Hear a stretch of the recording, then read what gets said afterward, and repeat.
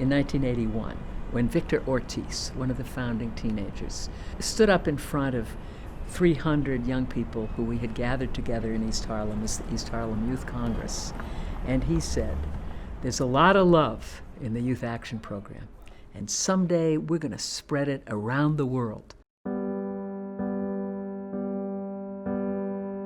I came to YouthBuild because my family was just going through a lot. And I had lost a younger brother to the prison system when I was 19 years old. And that affected me tremendously. And so I decided to change my life around. And that's where one of my friends told me about the YouthBuild program. In 1979, I believed myself to be an invisible kid walking the streets from public housing on my way to work, feeling like insignificant, no one cares about my existence, and there's probably nothing ahead of me waiting, anything positive whatsoever. But when I arrived at Youth Action, YouthBuild, I was very excited to be part of a group that had a vision. This year marks actually 20 years that I've graduated from YouthBuild. And I came to YouthBuild really because I wanted to get a GED. My idea was to get a GED and leave, especially after walking in and meeting all of these people who were smiling at me, welcoming me, being really nice to me, and I thought that was so strange. And little did I know that a year later, just my outlook on what I wanted for myself was going to be drastically different.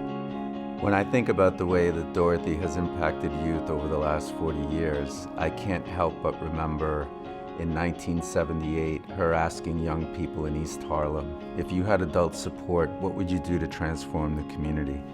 And they said, we'd take back the abandoned buildings, we'd rehab them, and we'd create affordable housing. Dorothy always had the philosophy to have young people sit at the table. Like, how can you make decisions for young people's lives when they're not at the table expressing and letting you know what they need? And I think that that was one of the most powerful tools that YouthBuild has to this day. The original impetus for YouthBuild was about creating a positive force of young leaders emerging from low-income communities, because I'd already been in Harlem and East Harlem for 14 years when I started Youth Action Program, which was the precursor to YouthBuild. And I thought there was a huge energy and intelligence and goodness that was being suppressed. There was a headline in the Village Voice in the early 1980s that had a picture of Dorothy and said, "A radical faith in young people." And I think that headline really caught it. I was in New York City in 1992 for the Democratic Convention, and I made a commitment to go up into Harlem to see this program that Dorothy Stoneman had started. I went up there. It was absolutely fascinating. Listening to these kids was revelational. It was just unbelievable to hear the changes this program had made in their lives. When I first was acknowledged within the program or anywhere in my life was in the YouthBuild program. And I was only in the program for a month. And I remember my principal, he literally told me, like, I want to appreciate this young man. This young man is James Mackey. And never has anyone acknowledged the good things that I've done. When he acknowledged me, that was like the turning point of my life. And that is what I try to instill in every young person or people in general. That all of these kids, they went to the program and it saved their lives. And that kid after kid for whom this was their first opportunity to make something of themselves, where somebody cared about them, or someone, in fact, one kid said to me, "I never had anybody say I love you in all of my life until I got into YouthBuild." I said, I got to make this a national program. I believe in this thing. If I could use 3 words to describe Dorothy Stoneman, those words would be persistent, courageous, and compassionate. Unwavering, committed, and just. Iconic, revolutionary, national treasure. her ability to gather champions around that mission of growth and extending the resource to many, many communities in the United States, but also around the world, is quite a powerful combination. YouthBuild in the U.S. never set out to work outside of the United States. Starting around 2000, we began to get more people who were hearing about the work of YouthBuild and were reaching out to us to say, hey, we've seen what YouthBuild has done in the United States with this group of young people. Would you be interested in talking to us? So that began in South Africa. That was the first country that created the template for what has happened 10 years since and has us now working in 23 different countries as YouthBuild. There is a false idea in this country that people are poor because they're lazy and want to be dependent. And we came with the language of responsibility and opportunity and taking initiative. And so we got bipartisan support when we made it clear that the young people were going to work hard, they were going to produce something of value to their community and educate themselves. Everybody could unite around that. It was all about opportunities, and opportunities that young people, if they seized the opportunity, they could reclaim their life. Well, the program changed my life in different ways. It taught me how to be more confident, accountable of my actions, definitely responsible.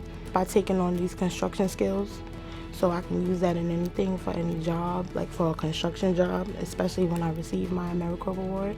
I want to use my AmeriCorps award to go into college, and I want to go for business, study business. In a way, it's kind of like a family, you know? We have each other's backs no matter what.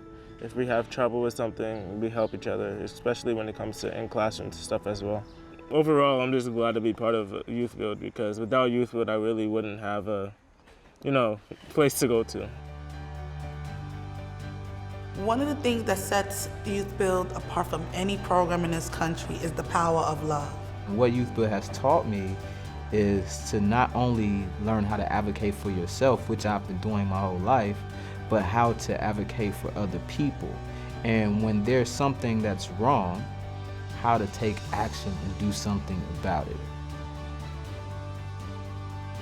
I graduated 20 years ago. I have friends who I call family in the network who are graduates who graduated a year ago, 20 years ago, 25 years ago, 30 years ago. And what's unique is that we feel connected in a way that many other people don't. And I don't feel alone, right? And I think at some point I felt alone. And YouthBuild has given me a network of loving and caring people that I think I'll carry with me for the rest of my life. Through love and compassion and understanding, young people can flourish. And we're so excited that at this point, at our 40-year mark, we have 180,000 graduates. And we envision a world where these 180,000 graduates are working together, building social capital, addressing challenges in their communities, and transforming the world. We have had very little difficulty from the young people, because when they see love and they see opportunity combined in one place, in a place that's safe and respectful, a transformation happens remarkably quickly. I can't go anywhere in YouthBuild without a young person approaching me and saying, "Thank you for starting YouthBuild. Without YouthBuild, I would probably be dead or in jail. But because of YouthBuild, I'm in college, or I'm in the union, or I own my own home, or I started my own business, or I have started a nonprofit, or I have run for office." Dorothy Stoneman was really one of my heroes, without any question whatsoever, and all the time I've been in public life. She's the personification of great citizen, and citizen is one of the most important responsibilities any of us have. Through the power of love and the power of the movement of YouthBuild and what Dorothy did for us, it changed our life. And we was able to move not only our family, but our community, and move a movement. And it was amazing.